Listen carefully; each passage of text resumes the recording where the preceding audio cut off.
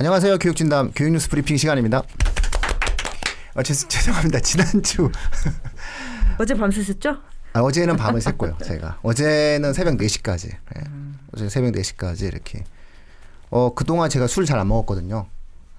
갑자기 다시 요요가 온 것 같아가지고 과도하게 다시 한번 또 이 요요와의 싸움을 시작했었는데 어제 그 맥주 한 8캔? 좋으신가요? 아니 그 말하면은 갑자기 가뜩이나 없는 구독자가 막 떨어져 나가.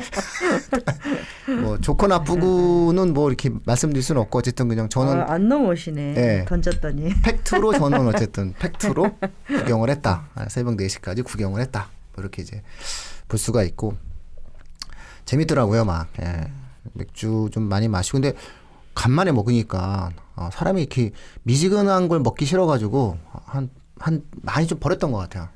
뒷부분들 했던 거는. 그러다 보니까 어느 순간 안 먹다가 먹으니까 술이 이렇게 막 취해가지고 음주톡을 좀 했던 것 같아요.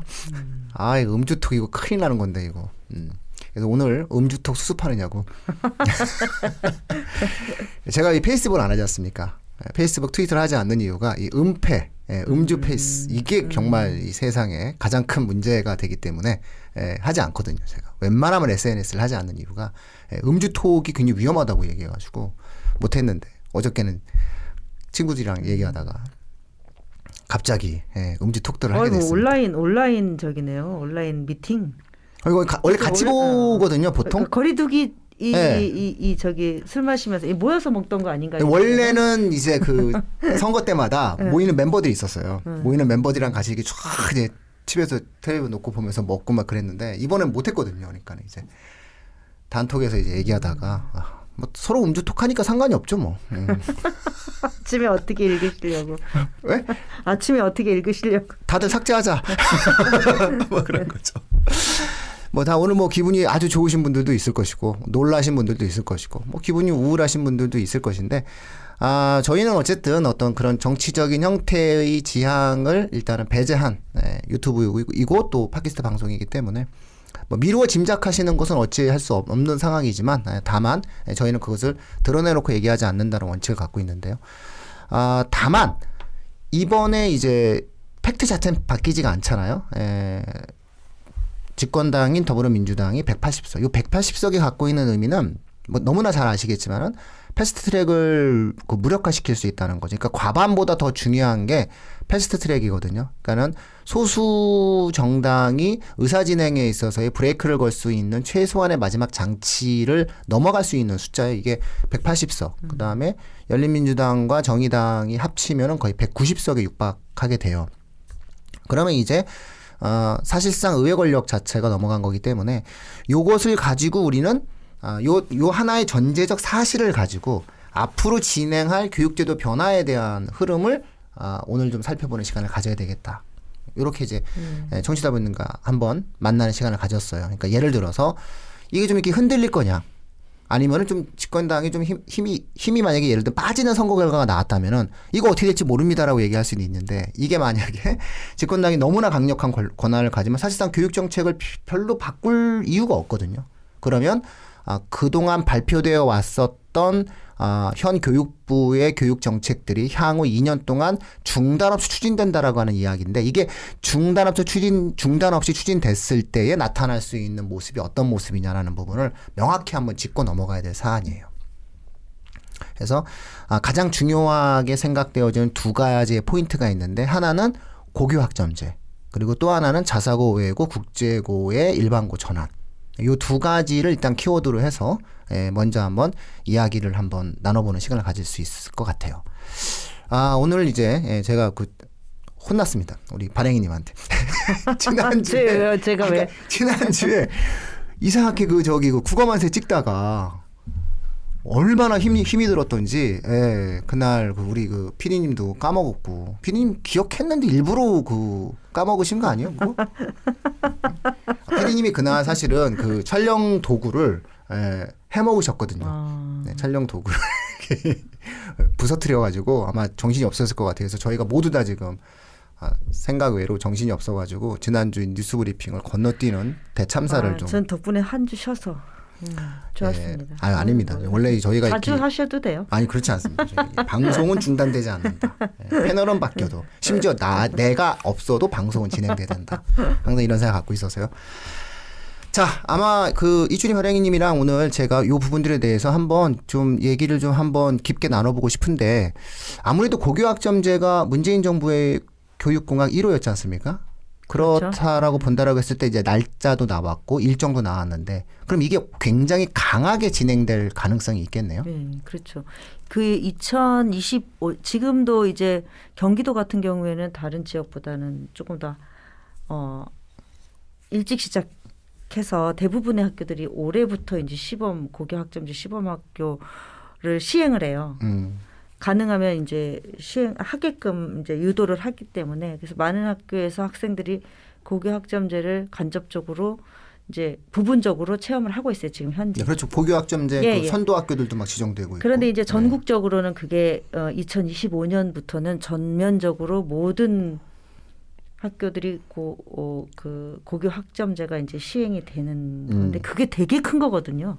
그쵸. 고교학점제는 완전히 이 어떤 우리의 그 교육과정 자체의 패러다임이 완전히 다 바뀌는 거라서 그 25년부터 전면 시행되는 그 고교학점제에 따라 그때 고등학교 1학년 들어가는 25년 때 고등학교 1학년 들어간 학생들이 고등학교 3학년이 돼서 입시를 치를 때는 그 입시가 2028년 입시거든요. 네. 그러면 이제 여기에서 굉장히 중요한 건 2028년 입시부터는 과연 뭘로 어떻게 뽑는 거야 이게 돼요. 그래서 아마 입시도 굉장히 바뀔 거예요. 지금부터 그 부분을 아마 교육부는 이제 변별력이 점점 없어지는 입시로 가고 있잖아요. 근데 이제 그거의 거의 결정판이 2028년 고교학점제 시행 이후의 입시란 말이에요. 그걸 어떻게 만들 것인지는 저도 사실 근데 이제 지금 여당이 뭐 압승을 했기 때문에 민주당이 압승을 했기 때문에 고교학점제가 그 당시에 우리가 이렇게 큰 그림을 그려놓고 발표를 했어도 많은 경험상 얘도 정권 바뀌면 어쩔지 몰라 이랬거든요. 그렇죠. 근데 이게 이제 시행이 될 가능성이 굉장히 높아져서 일단 의회 권력이 4년이기 때문에 네네. 그리고 올해가 이제 2020년이잖아요. 예. 그렇죠. 예, 2020. 그러면은 이제 2025년인데 그러면 뭐 4년이면 2024년이면 게임 끝나요. 2024년까지는 예. 2024년 2월인가? 예, 그때까지 준비가 발표가 이미 나야 돼요. 예, 이미 준비가 다 됐는데 뭔 상관이지 못 2028년 바꿔요. 입시는 이렇게 예. 할 거다라는 결과를 2월 달까지 딱 발표를 해야 되기 때문에 지금부터 그 그림을 그려야 되는데 이게 엄청난 변화기 때문에 못 바꾸죠. 예. 요 대목에서 혹시라도 또 이 고교학점제를 모르시는 그 시청자분들을 위해서 저희가 설명을 해드리면은 고등학교에 올라가서 본인이 원하는 교과 과목에 대한 선택권을 학생들에게 최대한 보장해 준다. 그러니까 지금처럼 사회 과목 몇 과목, 과학 과목 몇 과목을 고등학교 1학년 겨울방학 때 지정하는 정도에서 아예 벗어나서 입학을 하는 그 시점, 즉 중학교 3학년 겨울방학서부터 해당 학교에 자신이 원하는 교과 과목을 수강 신청할 수 있게 만들어준다. 대학생처럼. 그렇죠. 예. 그러다 보니까 자연스럽게 무학년제의 첫 번째 학년이 되는 거예요. 그러니까는 어떤 학생들 같은 경우 나는 이번 겨울에 내가 선행을 많이 했으니까 미적 한번 들을래요. 물론 그 불가능하지만 이제 어쨌든 상징적. 저는 뭐 물리를 한번 먼저 들을래요. 이렇게 얘기할 수 있다는 얘기죠. 그래서 그리고 1학년, 2학년, 3학년이 같은 교실에서 같은 과목을 또 들을 수 그렇죠. 있어요. 수업을 들을 수가 있는 이런 상황이 바로 고교학점제다. 그러다 보니까는 무학년제다라고 하는 것은 결국은 학년을 이수해서 졸업하는 게 아니라 학점을 이수하면 졸업하는 형식이 되는 거니까 사실상 조기 졸업이 가능한 최초의 학년이 되는 거예요. 근데 이제 이 그림은 되게 괜찮잖아요. 자기가 필요한 과목, 자기 능력에 따라 자기가 선택해서 듣는 건데 입시라는 거는 우리나라에서 특히 입시는 어떤 정량적으로 성적에 의해서 이게 선발되는 경향이 강하기 때문에 이게 고교 학점제하고 따라다니는 게 뭐냐면 절대평가예요. 그래서 절대평가, 고교 학점제는 절대평가를 기반으로 하거든요. 그럴 수밖에 없는 게 이제 지금처럼 한 과목을 100명 이상 듣는 상황이 없을 거거든요. 그때 가면. 그러면은 그거를 상대평가로 평가를 못 해요. 과목 예를 들어서 한 과목을 뭐 한 12명, 13명 뭐 많아봤자 3, 40명 이런 과목들이 수두룩 할 텐데 그 과목들을 상대 평가로 하면 등급이 안 나와요. 그렇죠. 그러니까 그렇기 때문에 고교학점제 시행과 동시에 전 과목 성취 평가제로 가요. 네, 내신 절대 평가 이렇게 되는 네. 거죠. 그래서 이렇게 가게 되면은 성적을 어떻게 변별할 수 있을까? 그래서 그 네, 사이에 그렇죠? 이미 이제 그 과정 중심 평가를 통해서 학생들의 내신에 관련된 형태의 평가, 학생부 기재 방식에 대한 연습을 앞으로 지난 4년간 교육부가 학교와 더불어서 많은 노력과 준비를 해 놔야 되겠죠. 그리고 굉장히 세세한 매뉴얼이 필요할 거예요. 이거가 그렇게 된다고 하면 일정이 안 나오면 근데 또 이게 준비가 안 돼요. 또 일정이 나와야 준비가 되지.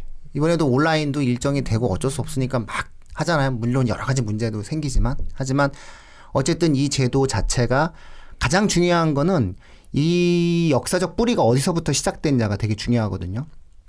고교 학점제의 역사적 뿌리가 어디냐. 이 교육 정책의 역사적 뿌리가 어디냐를 막 캐고 올라가면 1995년으로 갑니다. 1995년에 대통령이 아마 김영삼 대통령으로 알고 있거든요. 이 김영삼 대통령의 531 교육제도 개혁이 있습니다. 5월 31일 날 이제 발표했는데 이 531 교육제도가 대한민국 교육의 가장 거대한 분수령이에요. 그러니까 이때부터 우리나라 교육제도는 공급자 중심의 교육에서 수요자 중심의 교육으로 바뀝니다. 이게 다시 말해서 공급자 중심의 교육이 뭐였냐면은 학교와 교사 중심이었던 거예요. 그러니까 이제 그 독일과 일본이 후발 산업 국가로서 자본주의적 산업화를 빨리 하다 보니까 다수의 인재를 빨리 만들어내야 되니까 선생님은 없고 학교 시설도 없으니까 소수의 선생님들이 다수의 학생을 가르치는 이런 공급자 중심의 교육제도였던 거예요. 그래서 문이과 제도도 만들어지고. 그러니까 이것이 오랜 동안 우리나라에서의 교육제도 속에 녹아들었던 거를 김영삼 정부의 531 교육제도로서 다시 공급자 중심, 다시 말해서 학교와 교사 중심이 아니라 이제 학생을 좀 돌아보자. 교육을 하는 목적이 학생들 잘 되라고 하는 건데 학생들 입장에서 한번 생각을 해보자라고 해서 이때부터 바뀝니다. 우리나라 교육제도 자체가 이제 시각을 어디에 두냐면은 교사와 학생의 어떠한 교사와 학교의 편리성, 효율성에 두는 것이 아니라 학생 한 명 한 명들을 어떻게 했을 때 온전한 인재로 성장시키고 그들에게 만족감을 주고 그들의 행복감을 높일 것이냐. 이걸로 바꾸거든요. 이게 531 교육제도에 대한 첫 번째 시작인데 그 맥이 계속 이어져 오는 거예요. 우리나라 교육이. 그렇게 오다가 최근에 가장 이제 거대한 변화가 만들어진 게 이제 이명박 정부 때 기획되고 박근혜 정부 때 확정된 2014년 2015 교육제도. 다시 말해서 문이과 통합이죠. 그러니까 이때 처음으로 학생들에게 선택권을 줍니다. 우리나라가. 너도 이제 과목을 선택하게 해줄게 우리가. 그러니까 너가 선택권을 준다라고 하는 것은 공급자 입장에서는 준비할 게 많잖아요. 메뉴를 막 여러 개를 던져주고. 그러니까 식당에 가가지고 왜 맛집 가면은 저 무슨 해장국 우리는 딱 2개 집밖에 없어. 이렇게 얘기하는 집이 아니라 뭐 메뉴판이 많아지는 거죠. 메뉴판이 많아지면 네가 골라 먹으라고 얘기하면 준비하는 사람들은 되게 힘들잖아요. 그래서 이거를 처음으로 이제 시행을 한 게 이제 2015 교육제도. 이게 이제 박근혜 정부 때 이제 확정된 문이과 통합. 이때 처음으로 학생들이 선택권을 가진 거예요. 그리고 그 선택권을 가진 학생들이 올해 고3이 된 거고요. 그렇죠. 그리고 그 올해 고3이 그 변화된 제도에 맞게 원래 시험을 봐야 되는데 그게 내년으로 미뤄지게 되면서 현 고3 애들이 그렇게 고통을 겪게 되는 학년이 된 거죠. 이 고3은 불쌍한 고3 된 거고. 그런데 이제 문재인 정부는 이 문이과 통합을 더 발전시킨 거죠.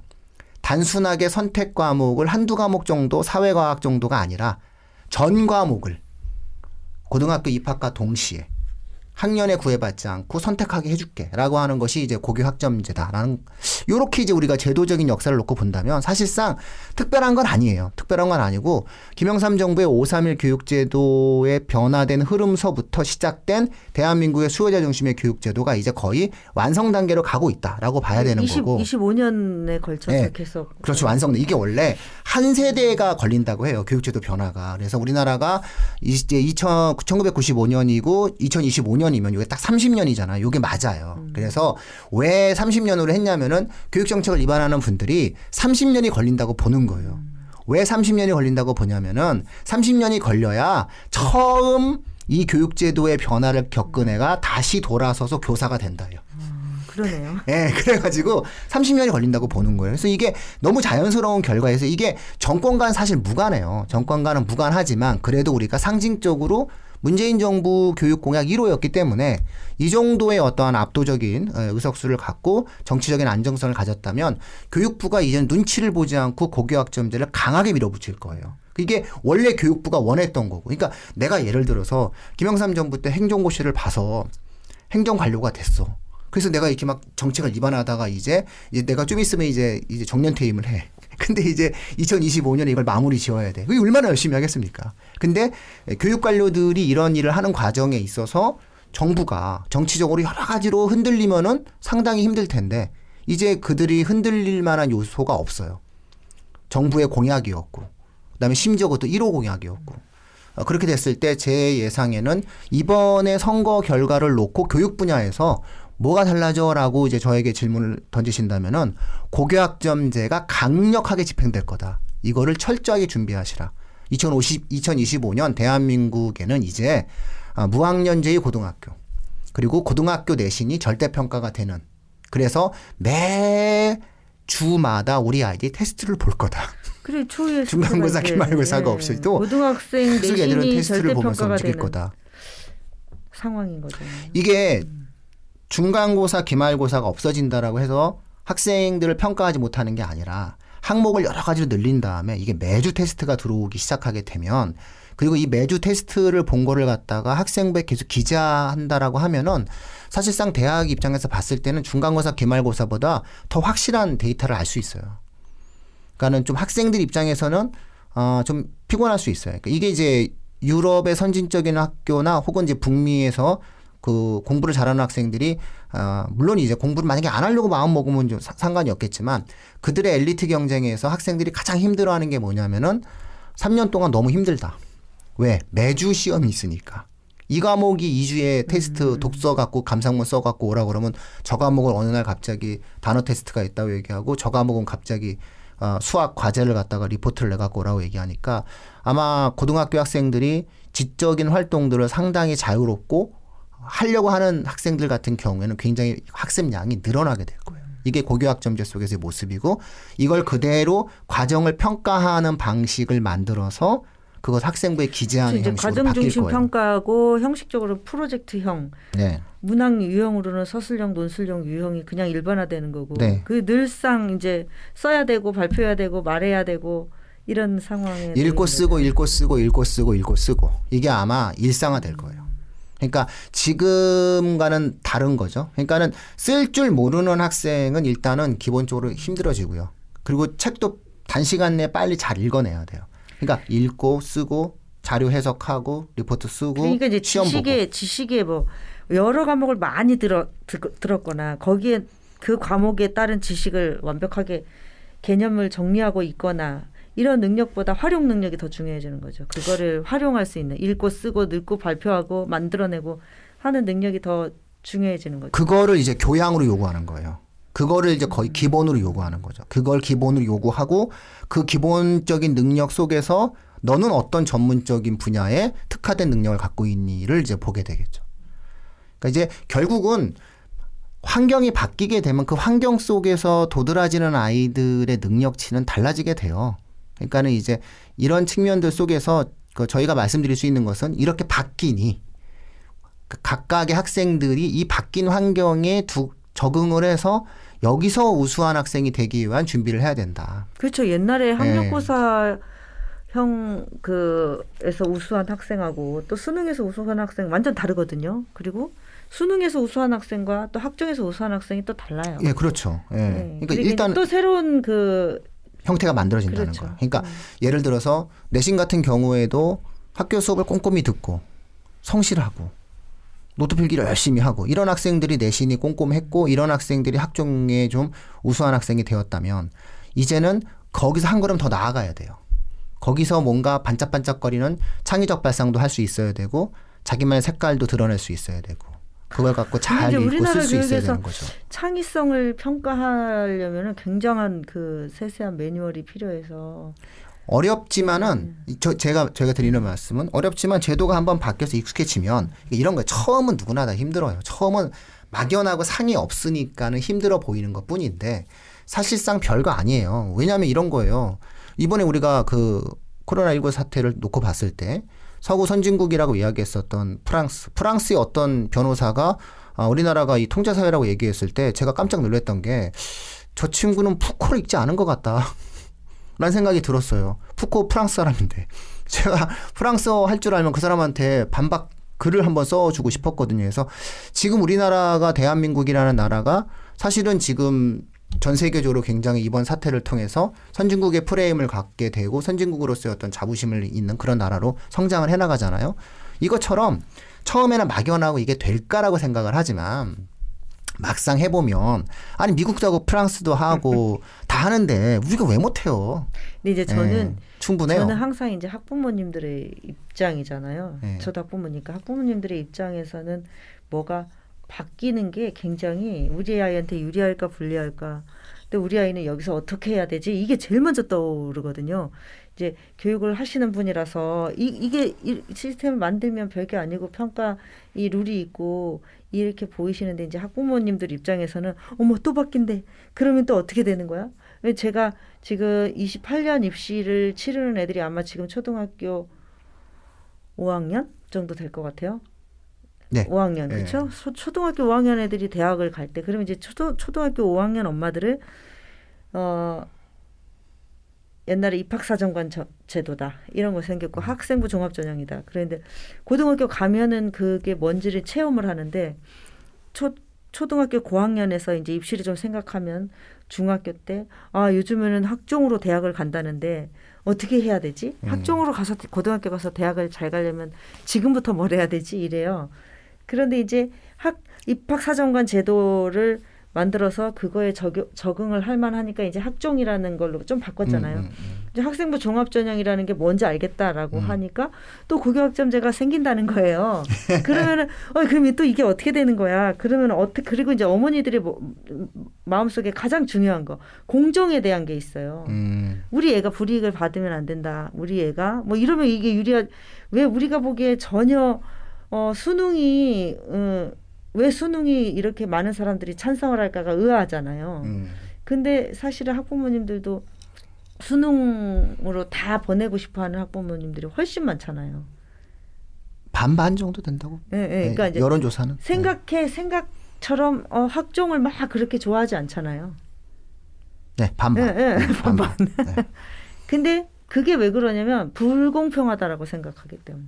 그러니까 제가 지금 좀 걱정되는 부분이 이거를 나라에서 고교학점제를 원만하게 잘 시행되고 평가 부분의 공정성을 기할 수 있는 매뉴얼을 그리고 많은 학부모님들이 공감하는 매뉴얼을 만들 수 있을까가 머릿속에 제일 걱정이에요. 고교학점제에 대한 얘기는 저도 많이 했었고 기사도 썼었고 그런데 2028년 입시, 그러니까 제가 이제 강의를 가서도 고교학점제가 이제 앞으로 시행이 될 거다 이런 모습이다라고 설명을 드렸을 때 학부모님들 진짜 약간 멘붕이시거든요. 그래서 뭐 그러면은 어떻게 평가는 어떻게 합니까? 절대 평가면은 어떤 애는 이 과목 골라가지고 다 A등급을 받았어요.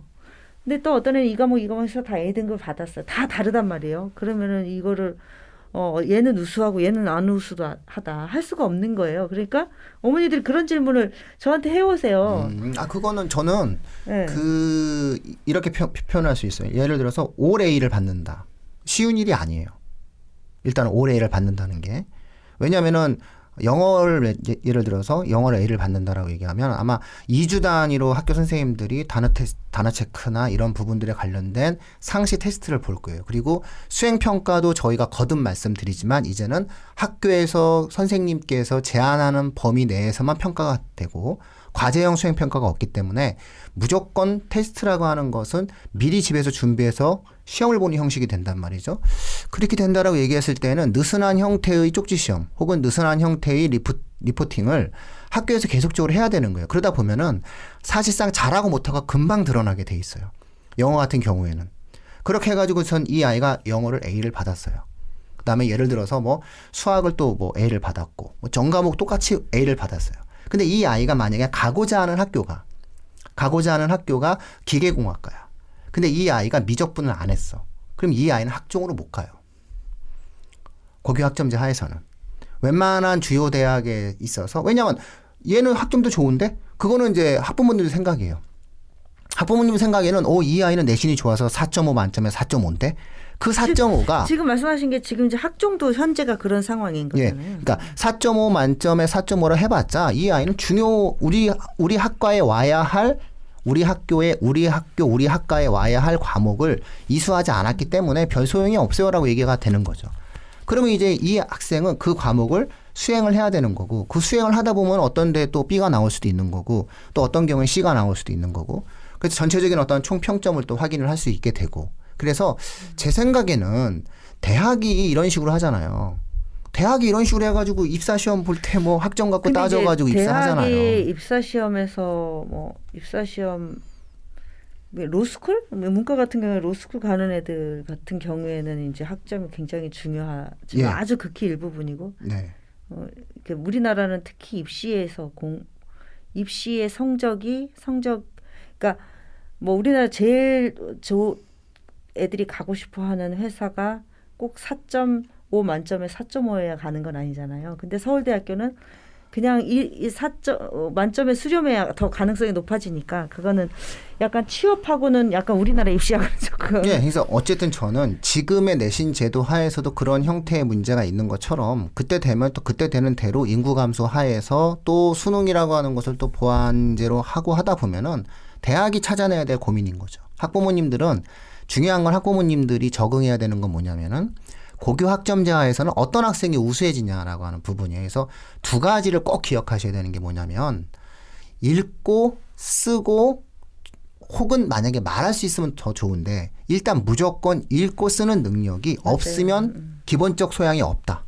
그러니까 이거를 못하는 학생은 고교 학점제 하에서 두각을 나타내기가 대단히 어렵다라고 하는 거예요. 그래서 단기간 내에 주어진 자료를 읽고 거기서 요점을 파악하고 자신의 생각과 혹은 자신의 비평 혹은 자신의 어떤 데이터를 갖다 놓고 새로운 형태의 정보를 만들어낼 수 있는 능력을 빨리 갖고 두 번째로는 이게 이제 보편적인 능력이 되겠죠. 두 번째로는 해당 분야에 있어서 반드시 특화된 형태의 전문적인 자기만의 잘하는 지점들을 가지고 있어야 되고 흥미있는 지점들을 가지고 있어야 돼요. 그러면 이렇게 반문하실 수도 있어요. 아니 그게 있냐 애들이 그게 있냐 요즘 애들 그런 게 있냐라고 얘기하는데 질문하고 싶었어요. 제가 드릴 수 있는 말씀은 뭐냐 이제 고교 학점제에서 그거는 어리광입니다. 세상은 그렇게 녹록하지 않습니다. 거듭 말씀드리자면 고등학교 1학년서부터 2학년이 그런 것을 가져야 되냐라고 말씀을 드린다면 이젠 가져야 합니다. 그래야만이 그런 아이들이 3년간 준비해서 대학을 가고 그런 아이들이 졸업을 해서 글로벌한 경쟁을 합니다. 국제적 경쟁을 합니다. 이제 이 정도의 인생을 우리가 살아야 되니 이렇게 준비하셔야 됩니다라고 이해하시는 게 맞을 것 같아요. 그래서 그 기준점을 지금으로 두지 말고 미래적인 형태 그리고 우리나라로만 꼭 두지 말고 다른 나라까지 비교해 가면서 그 설정을 해주셔야 될 것 같아요. 애들이 많이 학령 인구가 많이 줄어드니까 다 개별적인 평가나 개별적인 거는 그런 흐름으로 가는 건 맞는 것 같아요. 그럴 수밖에 없죠. 학부모 노릇하기 힘들겠어요. 전에 애가 대학을 가서 망정이지만 지금 애가 중고등학교라면 저는 좀 머리 아플 것 같아요. 저도. 일단은 머리 아프시지 않아요? 저요? 저는 초6이에요. 저는 뭐 초6이라. 수능도 절대평가한다는 얘기가 있죠. 수능 절대평가는 일단 영어는 이루어졌고 다 진행이 됐는데 그거는 뭐 또다시 논란의 여지가 있겠죠. 그래서 수능을 건드리기는 쉽지는 않고요. 그러면 수능 변별력이 높아질 것 같고 수능이 일부 한국사하고 영어가 절대평가이잖아요. 근데 내신도 진로 과목이라는 게 있어요. 예. 일반 공통 과목이 있고 그다음에 이제 일반 선택 중에 진로 선택과 일반 선택과 진로 선택이 있는데 진로 선택 과목의 경우에는 지금 성취 평가예요. 똑같이 그래서 네, 똑같죠. 고등학교 교육과정도 지금 일부는 고교 학점제가 시행이 되고 있고 그러니까 정규 교육과정 외에 방과 후에 듣는 프로그램이라든지 이런 것들이 이제 실제로 고교 학점제 유형으로 하고 있고 지금 현재 고등학생들도 체험을 하고 있고 그리고 진로 과목 같은 경우에는 이제 그 세 과목을 필수로 들어야 되는 거예요. 3년 동안 세 과목 이상. 근데 이제 그 과목들은 다 3단계 성취 평가예요. 그래서 ABC로 평가를 하거든요. 그러니까 내신도 지금 고등학교에서 근데 그 과목이 특히 이과 애들 같은 경우에는 과학 2 과목들이 다 진로 과목이에요. 네. 그러니까 이제 예전에 예를 들면 뭐 물리 2 과목을 1등을 했어. 아니면 내 물리 2 과목이 내가 1등급이야. 그러면은 얘는 뭐 기계공학이든 컴퓨터공학이든 뭐 수학과든 웬만하면 다 같죠. 제일 이제 어려운 과목에 1등급이니까 이제 변별력이 확 두드러지는데 3학년 때 3학년 1학기 때 그 물투 1등급 받으면 대학이 바뀌어요, 사실은. 그렇잖아요. 학종에서 대학을 바꿀 수 근데 지금 있었어요. 이제 모든 물화생지 2 과목이 다 진로 과목이라서. 그러면 이제 원을 잘해야 돼요. 그래서 이제 그 진로 과목이 지금 현재 고등학생들이 진로 과목을 성취 평가를 하고 있다라는 거를 아시고 그거를 어떻게 평가하고 어떻게 거기서 자기의 어떤 전공에 대한 이런 부분을 펼쳐낼 수 있을까를 좀 보시면 그 고교 학점제가 앞으로 어떻게 진행될지에 대한 게 조금 시뮬레이션이 되지 않을까. 근데 그거 지금 현재는 3단계잖아요. 네. 네, 근데 이제 그게 이제 5단계 정도가 될 것 같고. 3단계거나 5단계거나 이렇게. 보통 3단계로 해요, 그래서 학교들이. 왜냐하면 지금은 이제 애들한테 다 A를 많이 줘야 되니까. 근데 지금 그 진로 과목을 성취 평가를 하는 게 그 학교가 최대 A 등급이 50%예요. 네. 왜 50%면은 실제로 50%까지는 안 해요. 한 30 몇 프로 이제 뭐 그러니까 비율로 한 하는데. 3단계 정도 줘요. 근데 예를 들어 33%다. 33%면은 내신이 4등급? 네. 이잖아요. 뭐 1등급하고 4등급이 똑같은 거예요. 그거는 이제 원 과목의 그 내신을 그래서 많이 보겠죠, 현재는. 그러니까 만약에 원 과목까지도 절대 평가를 하게 되면은 대학이 또 다른 수단을 찾을 거고. 근데 지금 고등학교 3학년 학교별로 보면은 고등학교 3학년 내신의 반영 비율이 높아. 1학년 보통 2, 4, 4잖아요. 네. 그렇죠? 그러면 이제 3학년 게 비중이 되게 높은 비중을 차지하는데 거기서 또 핵심 과목들은 절대 평가야. 그래서 여기서도 지금 그래 이제 대학들이 뭐 특정 과목을 지정을 하고 그런 경우가 있죠. 서울대는 2 과목을 꼭 들어야 된다던가. 수능 말고라도 그렇게 하잖아요. 그게 지금 일부는 고교 학점제가 고교에서 시행이 되고 있고 절대평가가 시행이 되고 있다. 그거를 좀 어떻게 되고 있는가가 알아보시면 우리 애가 고등학교 가면 중학교 가면 이러겠구나. 네, 일단 네, 뭐 네. 확인해 보십시오. 네. 네. 꼭 확인해 보시면 아유 너무 바뀌니까. 아니 근데 사실 뭐 저는 바뀐다라기보다는 그러니까 환경의 변화가 계속 어쨌든 정체될 수는 없거든요. 그렇죠. 필요하니까 교육과는, 또 하는 거거든요. 빨리빨리 적응하시는 게 정신 건강에 이롭다. 큰 그림으로는 이 대학을 우리가 지금처럼 정말 몇 점 차이로 대학을 뭐 서울대를 가고 못 가고 이런 게 지금 초등학교 다니는 애들이 대학을 갈 때쯤 되면 뭐 서열도 좀 흐트러질까. 그러니까 의미가 없는 게 인구가 너무 감소해요. 그렇죠. 그러니까 인구가 너무 감소하기 때문에 사실은 고교 학점제에도 충분히 변별력이 있어요. 이게 한 명 한 명을 들여다본다는 의미가 있는 거예요. 네, 그리고 구체적으로 학생 수가 지금처럼 100만 명이 아니기 때문에요. 그 교사의 수준도 높아지게 되고 노하우도 형성되게 되고 그리고 무엇보다 이제 저희가 오늘 시간 관계상 말씀도 못 드린 부분이 있는데 이 고교학점제 시행은 무조건 내신의 절대평가와 더불어 또 하나가 필요한 전제 조건이 뭐냐면은 이것이 성공하기 위한 정책적인 또 하나의 전제 조건이 뭐냐면 자사고 외고의 일반고 전환이거든요. 이게 이루어지지 않으면 안 돼요. 그래서 자사고 외고는 일반고로 전환을 한다라고 그래서 이은혜 교부장이 지난번에 발표했잖아요. 그래서 이것도 같이 이루어지게 될 거예요. 그렇게 돼서 고등학교에 관련된 흐름들을 일반화시켜 놓고 이 중에서 모든 엘리트들을 그 개별적인 일반고에 놓고 거기서 이제 두드러지는 학생들을 좀 뽑아서 교육을 하겠다라고 하는 시스템으로 가게 된다면 금방 드러나요. 그리고 그 인구가 많지가 않아서. 과거에서 선발할 때 관찰 추적제 이런 게 있지 않았어요? 네. 그런 것도 좀 이게 아마 있을까요? 일반계 고등학교에서 이제 드러나게 돼 있어요. 그리고 인구가 거의 30만, 40만 정도대로 낮아지게 되잖아요. 그러면 이렇게 생각할 수 있어요. 어차피 대학 입학 정원보다 학생이 귀하잖아요. 그러니까요. 그럼 이제 얘들이 귀한 거야. 그다음에 심지어는 40만이면 실질적인 입시 경쟁은 10만 명대거든요. 우리나라가 예나 지금이나 10만 명대면 4분의 1이에요. 10만 명이 뭐 입시 경쟁. 우리로 보면 인서울인가요? 네. 수도권으로 보면 그렇죠. 수도권 아주 격렬한 경쟁을 우리가 한 10만 명. 그다음에 아주 인류 경쟁을 5만 명. 그다음에 그 핵심적인 경쟁을 한 2만 명에서 3만 명 정도로 보거든요. 근데 이 정도가 구분이 되겠느냐. 그러니까 우리가 흔히 얘기해 가지고 예를 들어서 10,000명, 그다음에 3만 명, 5만 명, 10만 명, 뭐 20만 명대, 30만 명대, 40만 명대의 이 구분을 절대평가를 할 수 있겠느냐라고 얘기하는데 제가 봤을 땐 충분히 가능하다는 거예요. 이 정도는 구분이 돼요. 안심이 되네요. 네, 이 정도는 구분을 못할 수가 없다는 거예요. 왜냐하면 인구가 거대해지고 이게 교육이 획일화가 되면 이게 좀 어렵겠지만은 과목도 촘촘하고 다양한 상황 속에서 이것들이 이렇게 만들어지게 되면 나머지는 이제 다 고등학교 갈 필요 없거든요. 나머지는 대학이 이제 본인들이 보고서는 입시 전형에 맞춰서 뽑고 그다음에 또 아예 정시가 없어지는 게 아니기 때문에 이것이 상호 보완이 되게 된다라고 했을 때는 그렇게까지 입시적인 문제가 될 것 같지는 않아요. 그래서 오히려 이 문제를 저는 입시적인 걸로 보는 것을 반대하는 입장이에요. 그래서 보통 이제 그 사교육에서 교육 전문가라고 주장하는 사람들이 방송에 나가가지고 무슨 제도만 바뀌면 다 그냥 입시로 연결해가지고서는 얘기를 하는데 그거는 옳지 않은 태도 같고요.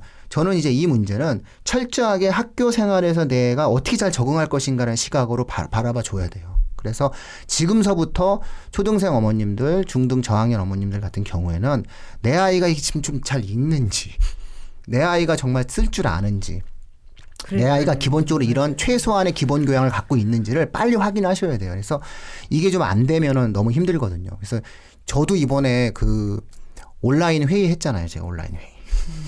줌으로 온라인 회의 했어요. 누구 학부모님들? 아니요. 저는 설명회도 이번에 교육진담 통해가지고 유튜브로도 설명회도 했고 저희 내부 회사의 그 전체 선생님들과의 어떤 회의도 화상회의로 진행을 해요. 왜냐면 우리가 써봐야 애들을 직접적으로 지도할 수 있지 않겠냐라고 해가지고 사실은 2월 정도서부터 화상회의도 막 하고 그랬어요.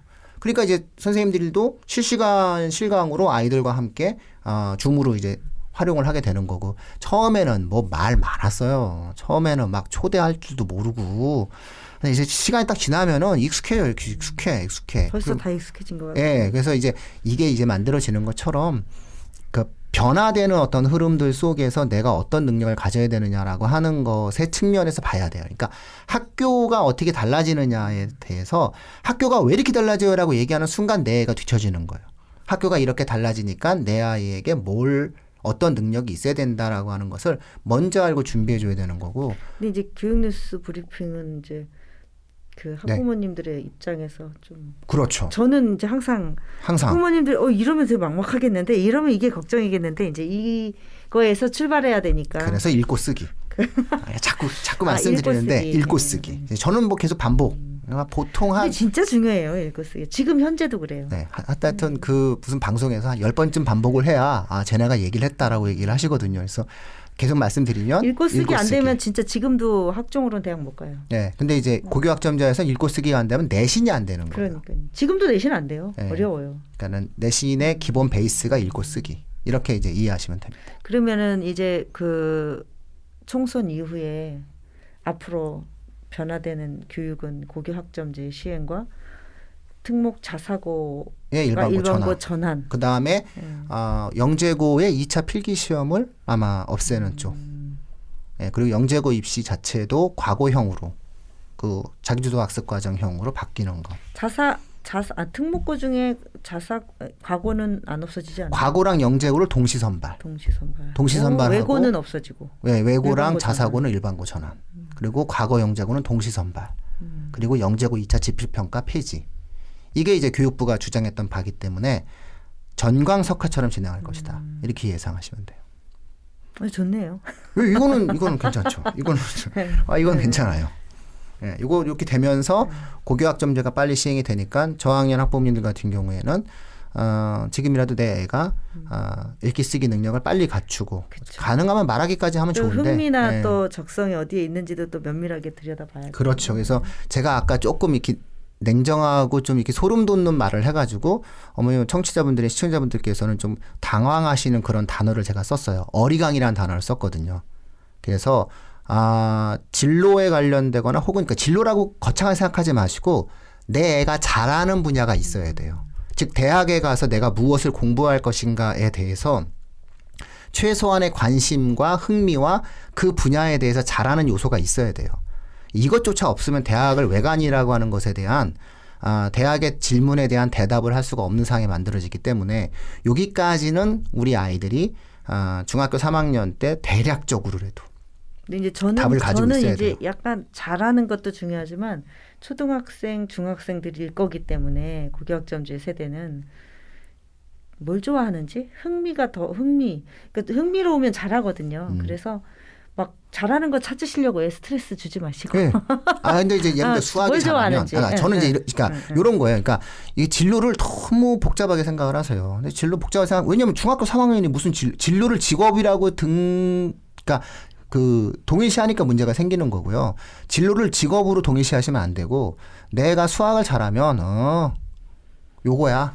애 좀 문제 좀 잘 풀어. 그러면은 그래. 쭉쭉 한번 해봐. 이런 거고요. 과학 중에서는 뭘 잘하니? 네가 물화생지 중에서 특히 흥미로운 게 뭐니? 라고 하면 좀 화학이 좀 괜찮은 것 같아. 그럼 그래. 화학 좀 많이 들어보자. 요 정도예요. 그런 거고 너는 사회 쪽에서 뭐가 좋으니까 난 역사 아니면 난 지리. 나 이런 건 정말 싫어. 나는 이상하게 다른 거. 나는 이상하게 철학자가 좋아. 그러면 뭐 이런 쪽에 관련돼서 그렇죠. 최소한 내가 배우고 싶은 거 정도만 정해도 이게 진로가 돼요. 그러니까는 너무 거창하게 너 졸업해서 내가 인생에서 어떤 직업을 갖고 이렇게 교육을 해서 맞아요. 문제예요. 그러니까는 이거를 확 거품을 빼고 중학교 3학년이 돼서 고등학교에 올라갈 때 나는 특별하게 교과 과목 중에서 이런 것에 흥미가 있어 정도만 가지고 가면은 이미 그러니까, 충분히 네. 준비가 돼 있다예요. 근데 거꾸로 이 정도도 모르면 조금은 고등학교 올라가서 힘들어지는 게 고교학점제다. 이렇게 말씀을 드린 거예요. 너무 우리 발행이님이 얘기 안 하셨으면은 또 제가 또 너무 이렇게 앞서가지고 과도한 공포를 또 줄 뻔했네요. 또. 근데 저희가 오늘 너무 많이 얘기했네. 이게 총선 그쵸? 이후에 총선 얘기도 안 하고 총선 얘기 안 한 건 정말 잘한 것 같습니다. 단톡방에 2명 나갔어요. 아하.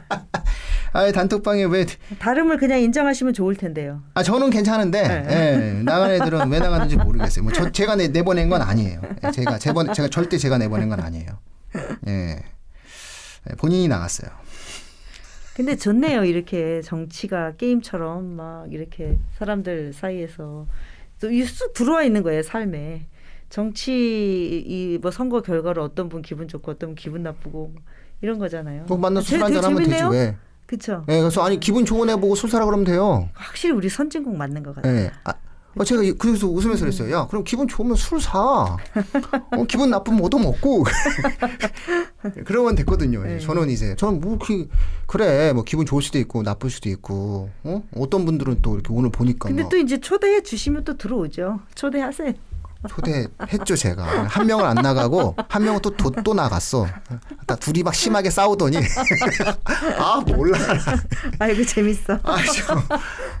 미치겠어요 진짜. 그래서 내가 두 명 다 초대했더니 한 명은 남아 있고 한 명이 나왔어 또 남았어. 둘이 싸운 사람은 지금 남아 있는데 그 사람 뭐가 돼 지금. 아이고. 그래서 다행이다 생각하고 있어요. 나랑 싸워 나간 게 아니니 다행이지 이러면서. 생각하고 있습니다. 그래서 자꾸 너무 생각하면 스트레스 받습니다. 맞아요. 그래서 주어진 환경에 대해서는 그냥 받아들이면 그뿐이지. 뭐 그거에 대해서 뭐 이렇게 특히 이제 신경을 씁니까? 교육은 이제 많이 바뀌잖아요. 그러니까 네. 뭐 사실 이제 정치에 따라 교육도 바뀌고 하지만 저도 이제 학부모님들 만나서 강의하고 그러면 이제 항상 드리는 말씀이 교육은 교육 제도가 어떻다 저떻다 비판하지 말고 바뀌면은 내가 어떻게 이거에 적응해서 여기서 기회를 만들 것인가를 제일 먼저 고민하셔라 이 얘기를 하거든요. 그러니까 비판은 사실 의미가 없더라고요. 교육 정책은 큰 흐름에서 되게 뭐 다수의 의견을 반영한 그렇죠. 거거나 아니면 필요해서 교육이 바뀌는 거기 때문에 비판하는 시간에 공부해야죠. 맞아요. 맞아요. 공부해야 그거 돼요. 어떡할 거예요? 네, 어떻게 할까? 비판을 쪼깍쪼깍. 아니, 그러니까 제가 거듭 어떻게를 말씀드리지만 찾으시라, 이렇게. 아니 그 온라인 계약하고 싫어하면 뭐 어쩔 거예요 바로. 그러니까. 열리는데 그 다음에 이제 막 이게 막 과부하 걸리는데 얼른 들어가가지고선 듣는 게 이로운 거죠. 그래서 정책에 맞서는 거는 현명하지 않아요. 그래서 원래 주식 투자할 때도 정책엔 절대 맞서지 말라고 하잖아요. 그래서 그런 것처럼 어떤 제도가 바뀔 때는 그냥 그 어떤 생각을 갖고 움직이지 않는 것이 좋다. 제가 항상 이제 얘기하는 게 코로나는 좌파도 아니고 우파도 아니잖아요. 진보도 아니고 보수도 아니고 중요한 건 이 코로나라고 하는 것에 대한 진보의 대응과 보수의 대응이 있을 뿐이다. 이렇게 제가 항상 얘기를 했던 것처럼 기본적으로 정책은 어떠한 경우가 있다 할지라도 그 정책에 대해서 특별한 생각을 가지시면 안 돼요. 정책에 대한 문제는 우리 아이가 어떻게 이 정책에 잘 적응할 것인가. 우리 아이에게 이로운 점이 있으면 무엇이고 불리한 점이 있으면 무엇일까. 항상 이렇게 먼저 생각을 하시는 것이 좋고 총선 이후에는 뭐 반복적으로 말씀드리지만 고교학점제와 기존에 발표했었던 교육부의 정책들이 작년 겨울이거든요. 작년 가을에 발표했었던 교육부의 정책들이 강하게 이제 앞으로 그 일정에 따라서 한치의 오차 없이 진행될 것이니 우린 그 부분에 대해서 잘 준비를 해놓을 필요가 있겠다. 어떻게 할 것인가. 네. 아이고, 그나저나 우리 이제 이렇게 얘기하다 보니까 또 빨리 이제 학교 일상이 돌아가고 다 우리 만나서 또 이렇게 애들 교실에 상교실에 모여서 교육하고 이런 건 가능하겠죠? 저는 되게 비관적으로 봤거든요. 왜냐하면 항상 그 교육을 이야기할 때는 보수적으로 예측을 해드려야 되는데 잘하면 중간고사 이후에 학교에서 부를 수도 있겠구나 우리 애들을 이렇게도 한번 예상을 해봅니다. 근데 이게 이제 여기서 드러난 게 대학 교육은 온라인이 가능하지만 초중고 교육은 온라인이 어렵다. 아마 이런 것들이 아마 우리가 한 번쯤은 확인을 할 거예요. 왜냐하면은 인성과 협업, 그 다음에 어떤 학생들에 있어서의 생활 속에서의 관계를 함께 가르치는 것이기 때문에 우리가 생각했던 것보다도 학교가 우리 아이들의 교육에 거대한 영향을 미치고 있었다라고 하는 사실을 아마 이번 기회에 학교가 얼마나 소중했던 것인지를 아마 다들 잘 알게 된 계기 같아요. 맞습니다. 저부터 그래요. 아유, 학교 빨리 가야 돼. 그러니까. 힘들어요, 지금. 자, 오늘 이 정도로 마치겠습니다. 예, 반응이 감사합니다. 좀 길었네요. 예, 아예 괜찮습니다. 예.